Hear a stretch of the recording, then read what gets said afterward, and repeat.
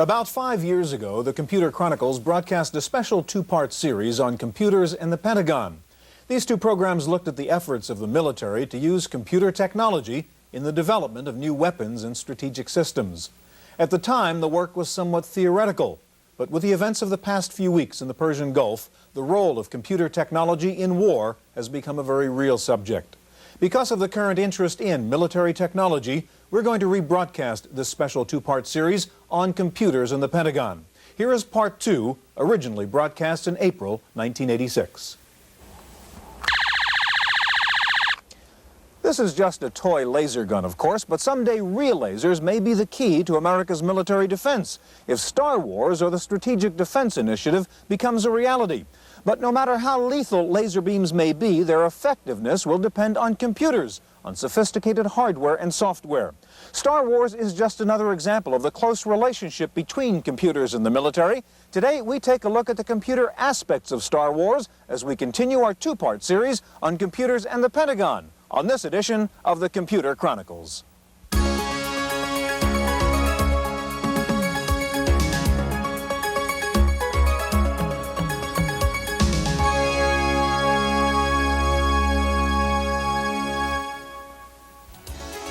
The Computer Chronicles is made possible in part by the Software Publishers Association, which reminds you it's a federal offense to copy software. The SPA provides information on how to stay software legal. Funding is also provided by PC Connection and Mac Connection, and by Byte Magazine and Bix.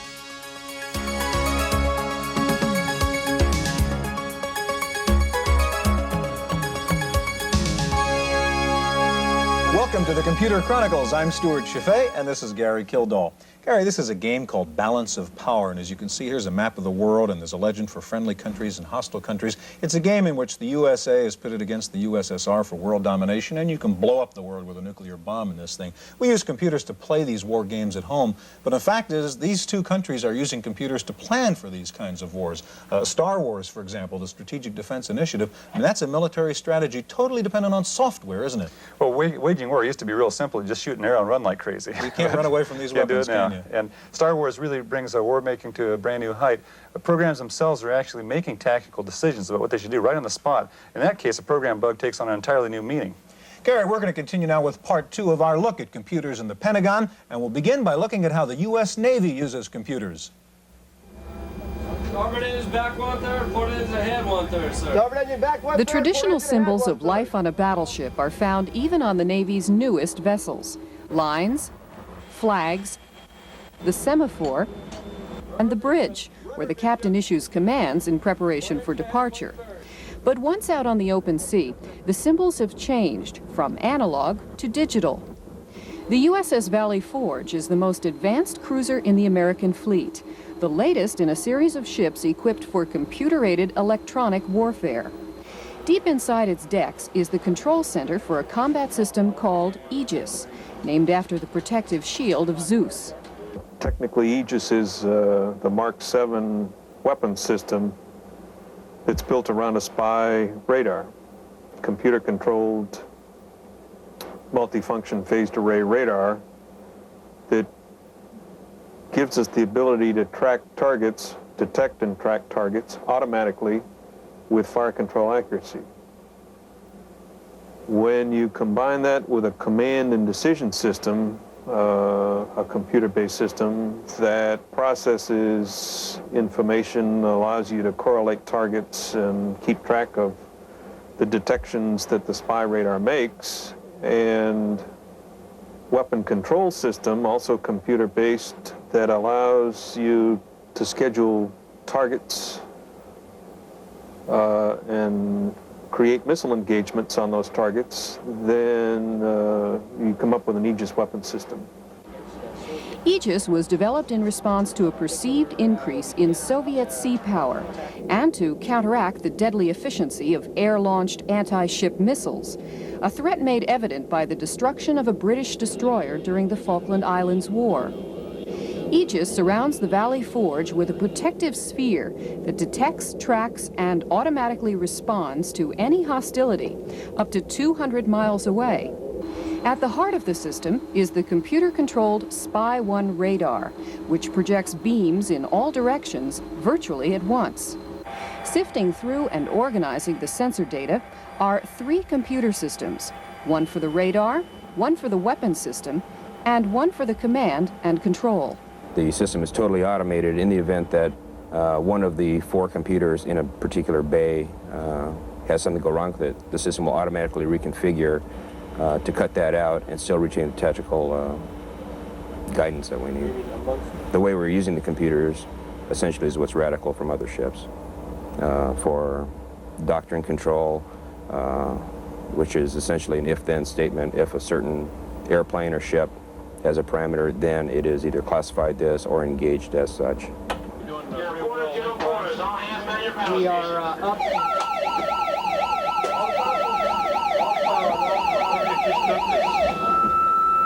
While the Valley Forge is not the first or the only Navy ship with electronic defenses, it marks a new degree of reliance on computer assistance. In the heavily armored command and control center, sensors can identify targets as friend or foe and will track the location, direction, and speed of up to 200 separate targets. The command and decision system feeds the data to a weapons control loop, which assigns priority to the hostile targets, picks appropriate weapons, and computes trial intercepts and the time to fire.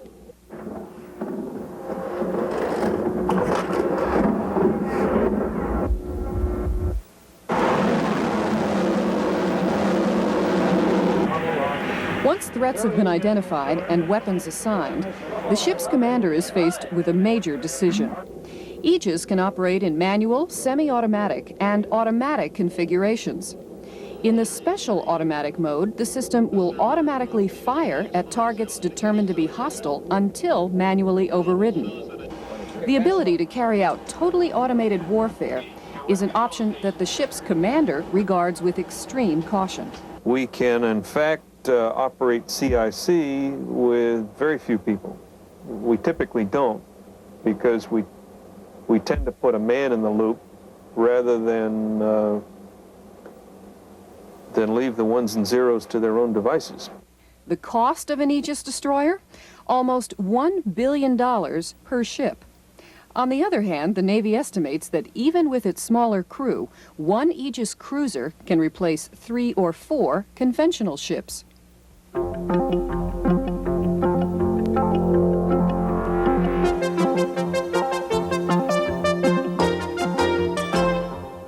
At the beginning of the program, Gary and I were playing a war game on a computer.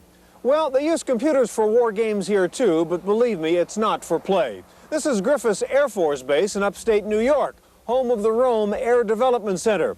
The Air Force is doing research here on the use of computers to make those life and death decisions involved in real battle management.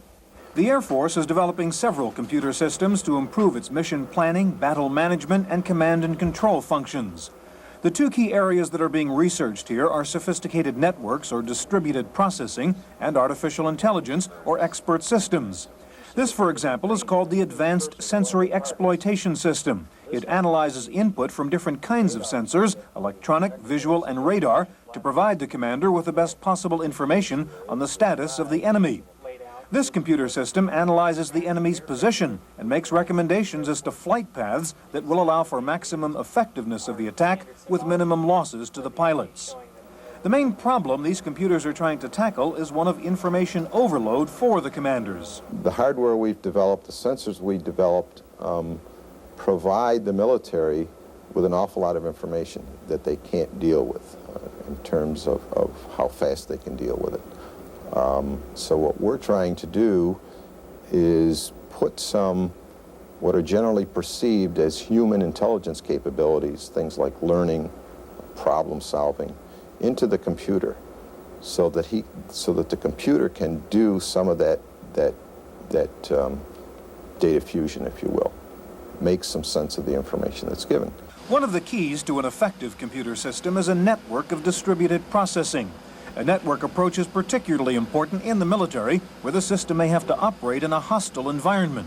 One of the main things we want for a command and control system is to be able to survive and to be able to continue to operate in the presence of hostility where you may be losing parts of the system.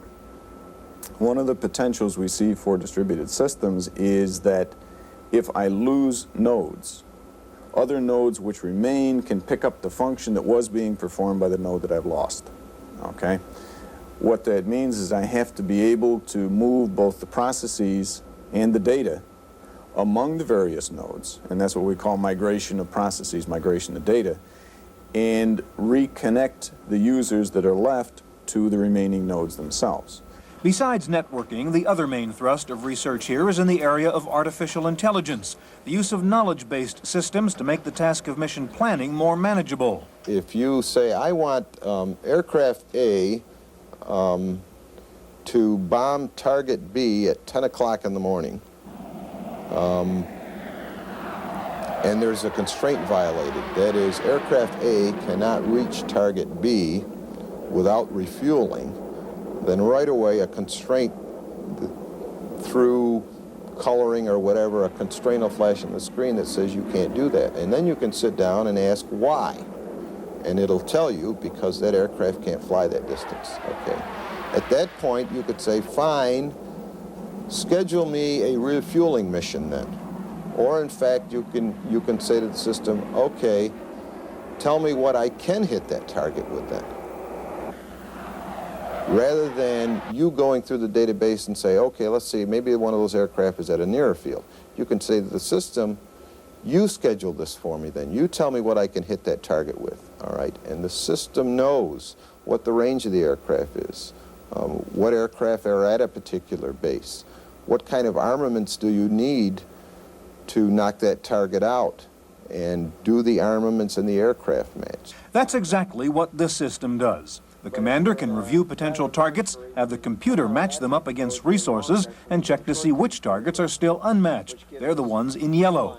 The commander can also support his decision-making with a laser disc-based mapping system, which provides detailed aerial views of potential target areas from maps all the way down to photos. The computer system can also be used to play war games and try out various strategies in advance. Here, the commander is creating a scenario, putting in an infantry unit, an engineering unit, and so on at a particular location of conflict.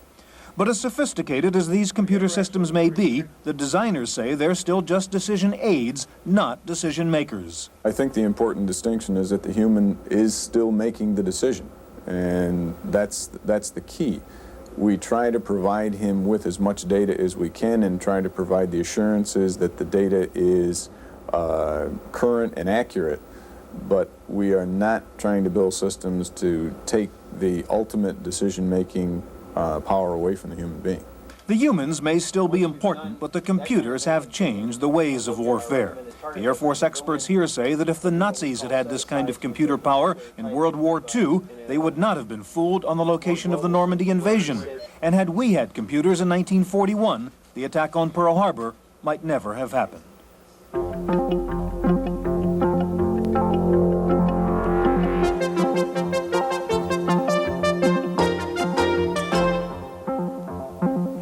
The Strategic Defense Initiative, also called SDI or Star Wars by some, is a massive undertaking in any terms and especially ambitious in its computer-related requirements.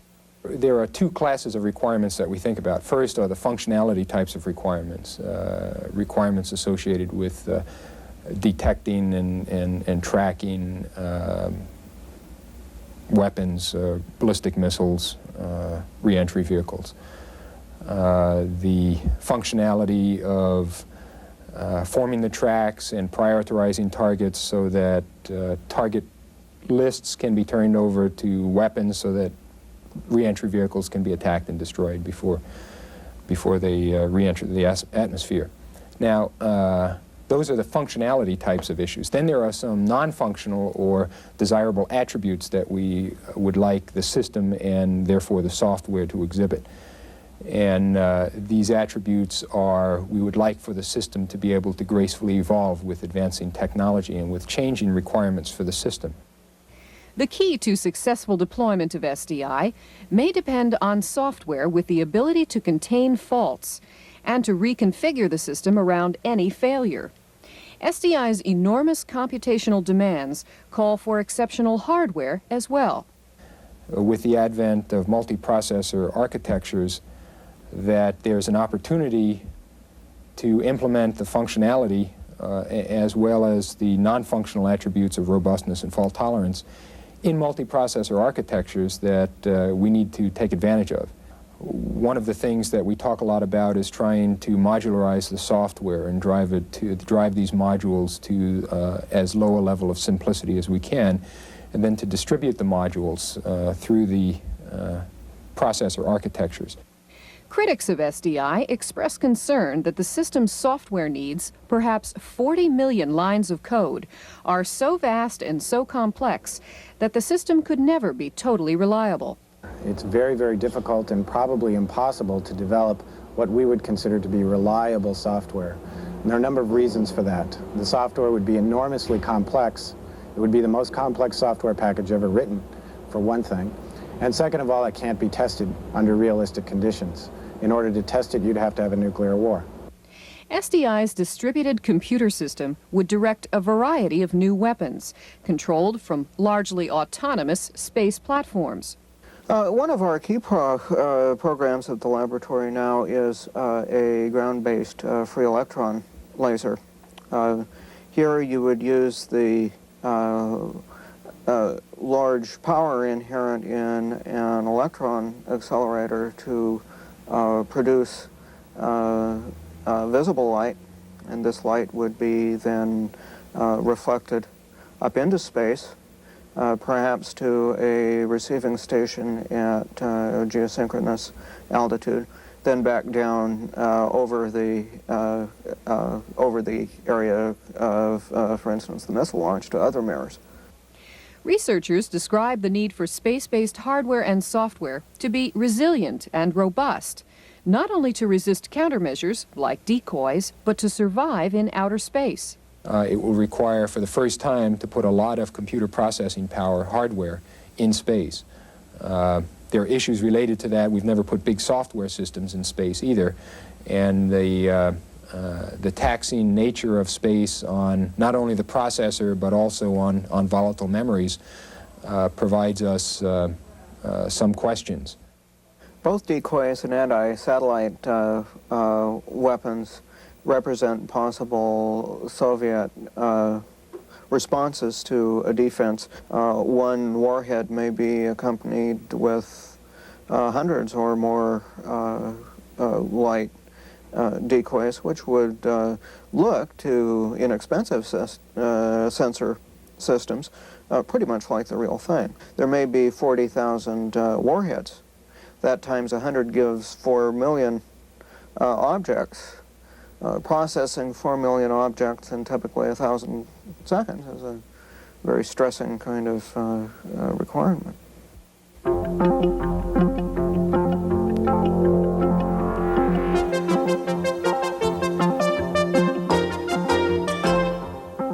It's somewhat discomforting to think that a future war could be in the hands of two opposing computers. But when you think about it, war has always been a battle of technology. Absolutely, it has always been like that for centuries. If you had guns and I didn't have guns, I'm done for. If you had cannons and I didn't, there was no way I could fight with you. It goes back as far back as you want. And if I had sophisticated missiles and you didn't have them, as in the Middle East War, in '73 or whenever, there's no competition.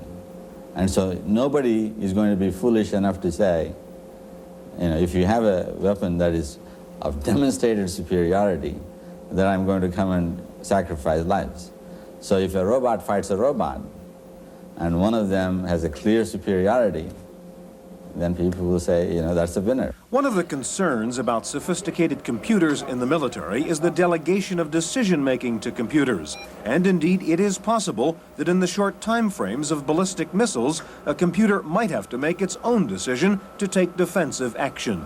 A massive launch that corresponds to all of the images of an attack could be dealt with certain precautions associated with multiple phenomenology, measuring the nature of the threat and so forth, and allowing the system to engage the threat, seems to be the kind of philosophy that we would probably adopt. especially in a situation where the system itself was under attack. If a direct ascent ASAT was launched against the system, it would be likely that the system would be allowed to protect itself. While it is scary to think about the use of computer technology for war, Professor Reddy thinks computers may in fact prevent wars, in the same way that many argue nuclear weapons have prevented major wars. War is bad for people anyway, and so why not have robots fight robots and get people out of wars, and those people that have better robots will be declared winner. Some such scenario could in fact happen in the 21st century, because once one has a superior technology, which is clearly demonstratoble, then everybody realizes that there's no way one can in fact overcome that advantage. And automatically, people will in fact back down from wars. While the debate goes on about high-tech warfare and computerized defense systems in space, Lieutenant Colonel Audley says the debate over sophisticated computers in the military is really no different than the debate 70 years ago over airplanes in the military. When airplanes came about, we didn't know exactly how they were going to fit into the military arena, and we started using them as observation platforms, and then we found that we could shoot at one another from them and drop bombs from them, and they radically changed the nature of warfare. They made battleships virtually obsolete.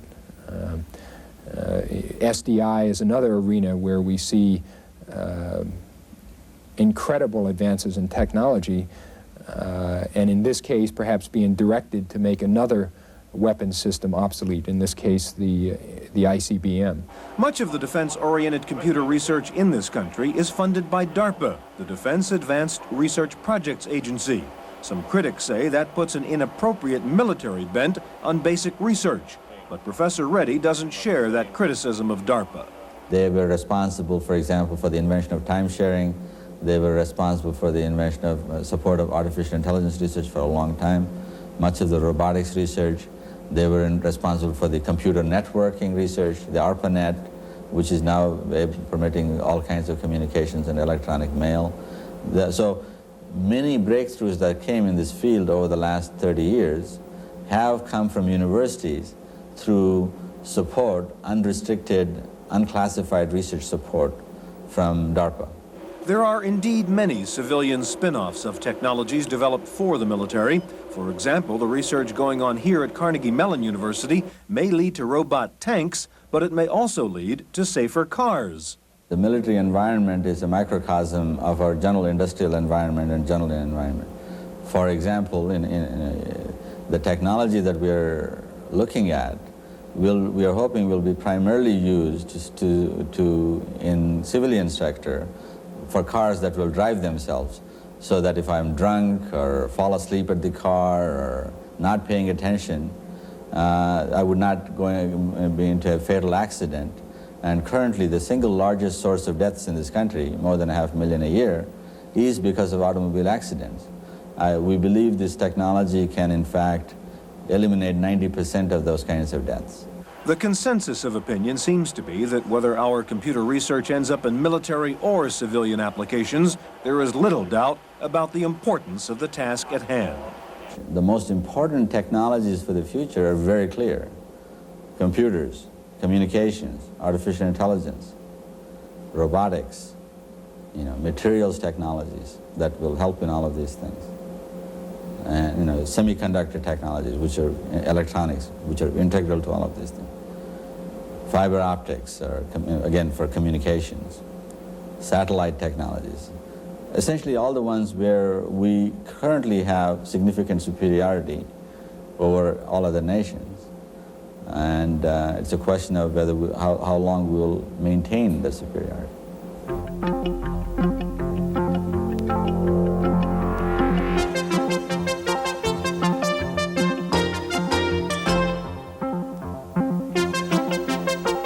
Random access file this week. Computer Sciences Corporation says the Pentagon is now using its Joint Deployment System software to keep track of all military personnel and equipment in the Persian Gulf.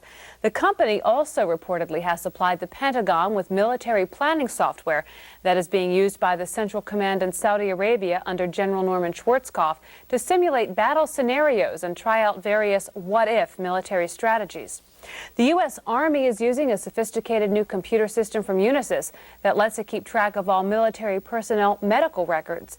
It's called a Tactical Army Combat Service Support System, and it can pull up a patient's medical record in seconds and identify the nearest hospital or medical unit appropriate to the needs of a soldier requiring emergency care. Unisys has also provided the coalition forces with the Airborne Battlefield Command Control Center. This is a self-contained software package that coordinates the entire battlefield theater, including air, sea, and land operations.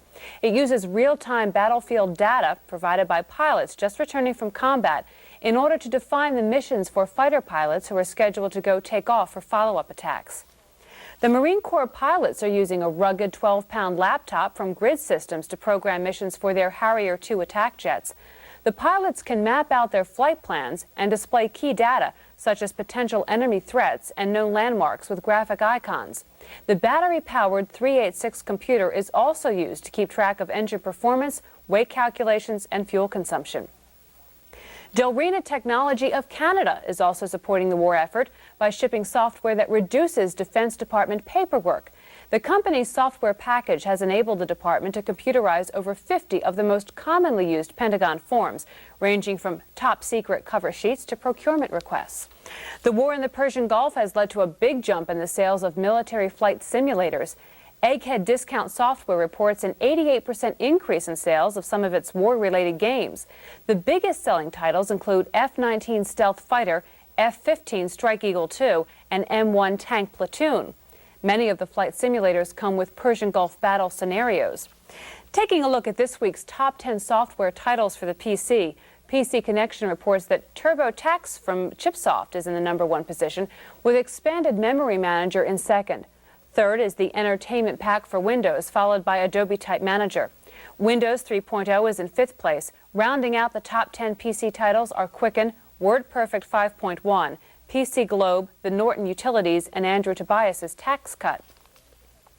Finally, those weapons that succeed because of computer software can also fail because of software. According to German press reports, Iraq's Exocet missiles can be deactivated once in flight by sending the right software computer code to the missile. French computer specialists apparently know the disabling codes for the Iraqi Exocets, and those codes have apparently been passed on to the French warships now stationed in the Persian Gulf. Well, that's it for this week's Computer Chronicles. I'm Kate McGargy. The Computer Chronicles is made possible in part by the Software Publishers Association, which reminds you it's a federal offense to copy software. The SBA provides information on how to stay software legal. Funding is also provided by PC Connection and Mac Connection, and by Byte Magazine and Bix. For a transcript of this week's Computer Chronicles, send $4 to PTV Publications, Post Office Box 701, Kent, Ohio, 44240. Please indicate program date.